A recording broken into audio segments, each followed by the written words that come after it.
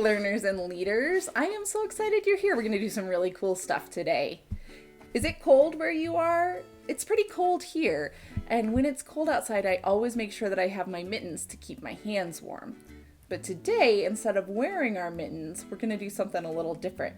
We're going to see if we can make a mitten explode. You want to see if we can explode it?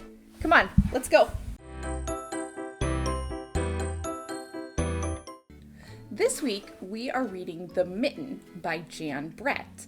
And in this book, a little boy loses his mitten in the forest, and a whole bunch of animals climb in, and the mitten gets more and more full, and then eventually one of the animals sneezes, and the whole thing blows.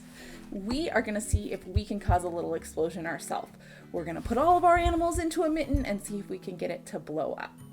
Grown-ups, as always, I will put a link in the description to my blog post with complete step-by-step instructions so you don't have to kind of watch and wonder what I'm doing. And if you want more mitten activities, I have entire unit activity packs in my store. I'll link to that in the blog or in the description as well. All right, let's go.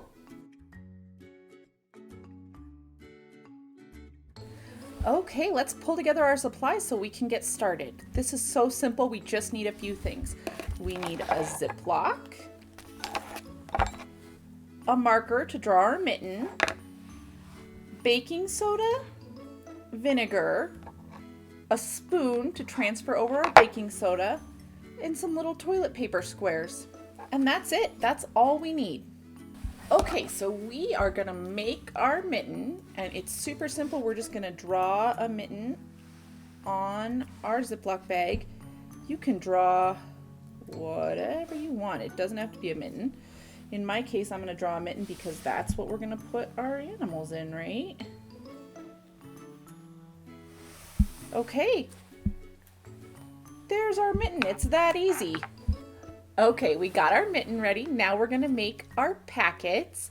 We have 9 squares of toilet paper. Any kind of toilet paper will work. And we're just gonna take our spoon and put a little bit of baking soda in the center. I put in about a teaspoon worth. It's not rocket science. It doesn't have to be exact. We're gonna pull all of our corners of our packet up into the center and give it a little twist. Don't twist too hard, because if you twist too hard, you'll break your packet. Okay, that is all the prep. So let's get started. We have our mitten, we have our animals. Let's get our animals into our mitten. First, the mole went in. Then, the rabbit joined him. Next, we had the hedgehog, then the owl, badger, fox went in, bear, and finally the mouse joined them all. That's all our animals in our mitten. And then the mouse tickles the bear's nose. The bear sneezes, and he tries to hold it in and he can't, and everything explodes.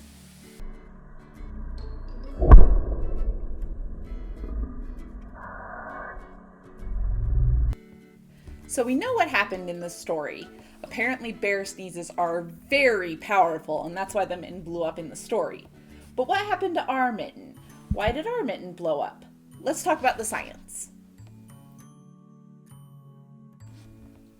So, we combined an acid.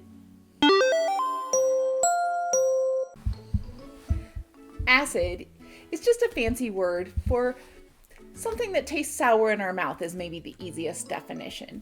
Things like lemon juice or vinegar that we used are acids.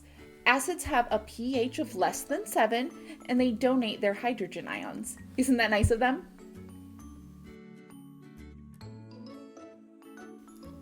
So we combined an acid and a base.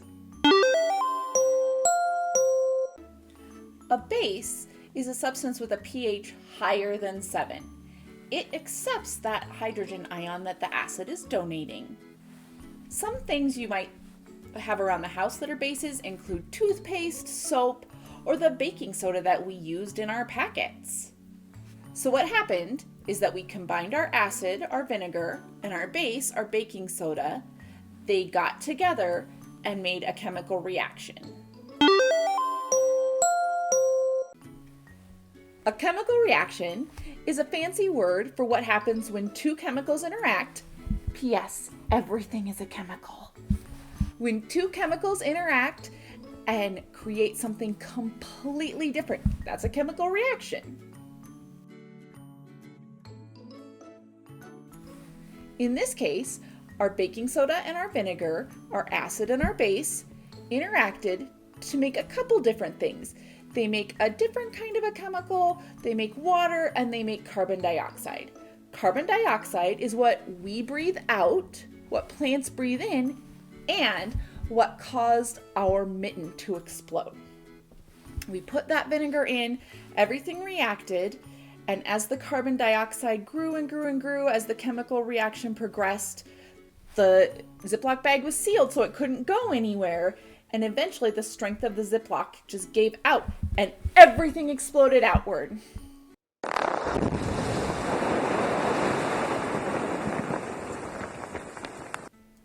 Learners and leaders, you did awesome. We made our mitten. We made our baking soda animals. We tucked them into the mitten. We put in our vinegar sneeze, sealed everything up, and watched what happened as it blew up. Then we talked about why it blew up and what happened there. Along the way, we learned a couple fancy words. Let's talk about them. We talked about acid.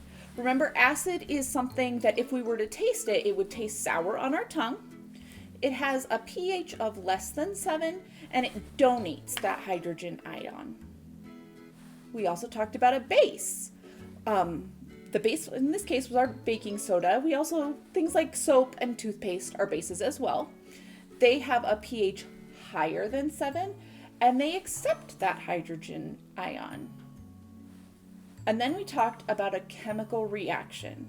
A chemical reaction is what happens when multiple chemicals come together. Just a reminder, everything that you see or touch or feel, everything is a chemical. So when multiple chemicals come together and interact with each other to make something different, that's a chemical reaction.